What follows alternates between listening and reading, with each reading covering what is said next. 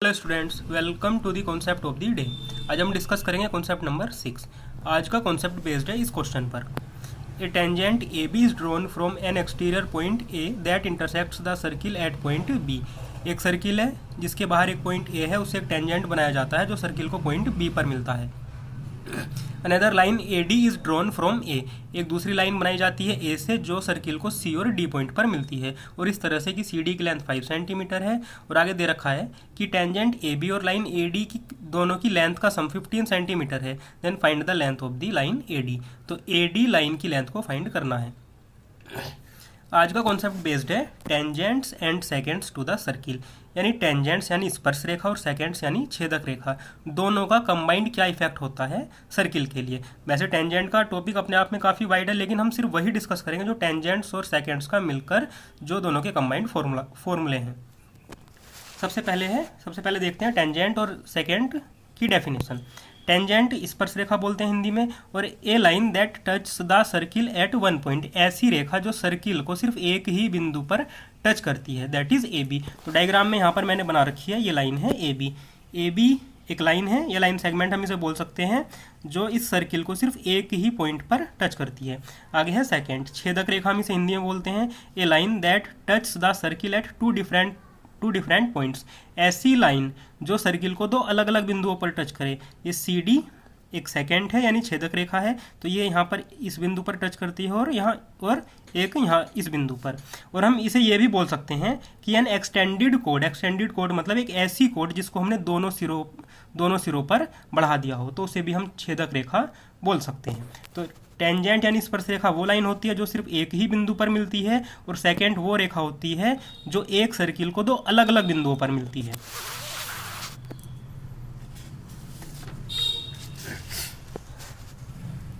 आगे इससे रिलेटेड जो फॉर्मूले होंगे वो देखते हैं।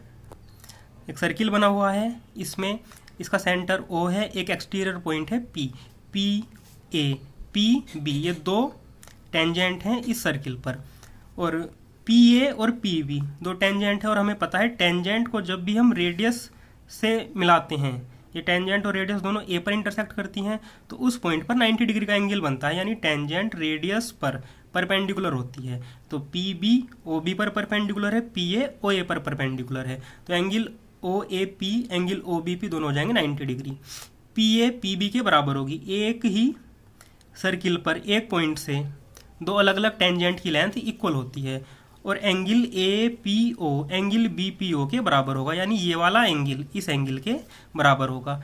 तो PO जो लाइन है वो एंगल P के लिए एंगल बाइसेक्टर का काम भी करेगी, और इसी तरह PO एंगल O के लिए भी एंगल बाइसेक्टर का काम करेगी। और ट्राइंगल OAP और ट्राइंगल OBP ये दोनों ट्राइंगल आपस में कॉन्ग्रुएंट होंगे। कॉन्ग्रुएंट का मतलब होता है सर्वांग सम, तो triangle OAP is congruent to triangle OBP।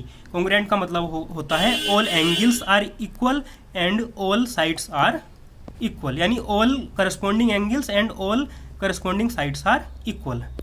एक और बात, angle APB plus angle AOB यानी एंगल AOB, इन दोनों का सम 180 होता है। देखो APBO एक क्वाड्रिलेटरल है, दो एंगल 90 के हैं, इन दोनों को अगर हम निकाल देंगे तो बचे हुए दोनों एंगल का सम हो जाएगा 180, क्योंकि क्वाड्रिलेटरल में चारों एंगल का सम 360 होता है। 180 हम ये माइनस कर देंगे तो बचे हुए दोनों एंगल का सम भी होगा 180। एक और बात, एक्सटीरियर एंगल AOB यानी AOB एक्सटीरियर एंगल, ये वाला एंगल, इसका सम होता है angle A plus angle P plus angle B। तो ये तीनों अपोजिट एंगल यानी angle A plus angle P plus angle B के सम के इक्वल होता है। आगे PA is tangent and PBC is a second. ये एक सर्किल बना हुआ है, इसमें PA एक टेंजेंट है। टेंजेंट हम इसलिए बोल रहे हैं क्योंकि ये इस सर्किल को एक ही बिंदु पर मिल रही है, और PBC एक सेकेंड है, ये इस सर्किल को दो अलग अलग बिंदुओं पर मिल रही है, पॉइंट B और पॉइंट C पर। तो इसके लिए इनकी लेंथ के लिए एक रूल होता है कि PA स्क्वायर यानी जो टेंजेंट है उसका square, PA square is equal to PB, P से B तक की लेंथ, इंटू P से C तक की लेंथ, यानी PA square is equal to PB into PC। ये फॉर्मूला हमें तब अप्लाई करना है जब एक पॉइंट से एक एक्सटीरियर पॉइंट से एक टेंजेंट बनाई गई हो और एक सेकेंड बनाई गई हो। सेकेंड यानी छेदक रेखा और टेंजेंट स्पर्श रेखा। आगे एक पॉइंट P है, इस पॉइंट P से इस सर्किल पर दो अलग अलग छेदक रेखा बनाई गई हैं, 2 सेकेंड बनाई गई हैं। PAB and PCD are 2 secants. PAB एक सेकेंड है, PCD एक सेकेंड है, 2 सेकेंड है। तो इनके लिए क्या फॉर्मूला होगा वो देखते हैं। पहले ऊपर वाली सेकेंड के लिए देखते हैं, PA इंटू PB, यानी P से A तक की लेंथ और आगे P से B तक की length. PA into PB is equal to, इन दोनों का प्रोडक्ट बराबर होगा PC इंटू PD, P से C तक की लेंथ इंटू P से D तक की लेंथ।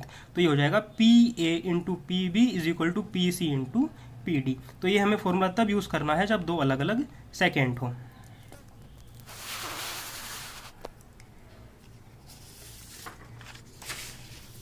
आगे हम देखते हैं आज का question. A tangent AB is drawn from an exterior point A। ये इसकी फिगर बनी हुई है कि एक सर्किल है, इसमें एक एक्सटीरियर पॉइंट A दे रखा है, इससे एक टेंजेंट बना रखी है AB, और आगे ये दे रखा है कि इसमें एक सेकेंड लाइन बनाई है ACD। इसमें दे रखा है कि another line AD is drawn from A, एक लाइन और बनाई गई है A से, which intersects the circle at points C and D, जो सर्किल को C और D दो अलग अलग बिंदुओं पर इंटरसेक्ट करती है। Such that CD is equal to 5 centimetre, CD की लेंथ दे रखी है 5 सेंटीमीटर। फिर आगे दे रखा है if the sum of the lengths of tangent AB and line AD, कि AD लाइन और AB टेंजेंट दोनों की लेंथ का सम है 15 centimetre, then find the length of the line AD। AD line की लेंथ को हमें फाइंड करना है। 4 ऑप्शंस दे रखे हैं, 8 सेंटीमीटर, 9 सेंटीमीटर, 10 सेंटीमीटर और 11 सेंटीमीटर। 2 चीज़ें हमें दे रखी हैं, वो हमने नोट कर लिया कि CD is equal to 5 centimetre, AB plus AD is equal to 15 centimetre. अगर हम इसे ध्यान से देखें तो हमें 15 सेंटीमीटर AB प्लस AD की लेंथ दे रखी है, AB प्लस AD। अगर इस AB को मैं x मान लूँ, देखो टोटल लेंथ 15 सेंटीमीटर है, 15 में से CD की लेंथ 5 है, तो बची हुई लेंथ यानी AC प्लस AB की लेंथ हो जाएगी 10, क्योंकि AB प्लस AD की लेंथ है 15, 15 में से अगर ये 5 निकाल देते हैं तो AB प्लस AC की लेंथ हो जाएगी 10। अगर ये x है तो AC की लेंथ बचेगी 10 माइनस x, और ये लेंथ है सिर्फ AC के लिए। अब एक टेंजेंट है, ये एक सेकेंड है, तो फॉर्मूला हम ये लगाएंगे कि AB का square is equal to AC into AD। ये भी फॉर्मूला हमने पढ़ा था।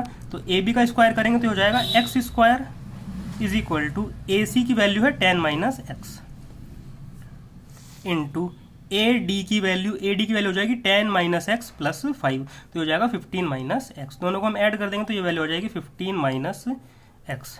अब इसे हम सोल्व कर लेंगे तो आएगा x square 10 minus x into 15 minus x, तो 10 इंटू 15 150 आएगा ये, 10x माइनस का और ये माइनस का 15x, तो ये हो जाएगा माइनस का 25x।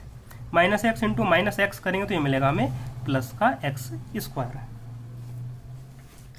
तो ये आया x square is equal to 150 minus 25x plus x square. ये प्लस एक्स स्क्वायर से एक्स स्क्वायर कट जाएगा, माइनस 25x इधर आएगा, तो x की वैल्यू आ जाएगी 150 अपॉन 25 यानी 6 सेंटीमीटर। तो यहाँ से हमें x की वैल्यू मिली है 6 सेंटीमीटर। लेकिन हमसे वैल्यू पूछी थी कि find the length of the line AD, तो AD की लेंथ फाइंड करनी है, लेकिन हमें लेंथ जो मिली है वो x की AB की मिली है, तो x की वैल्यू हम यहाँ पुट कर देंगे। हमें लेंथ कैलकुलेट करनी है AD की, तो AD की लेंथ होगी AC plus CD, AC plus CD।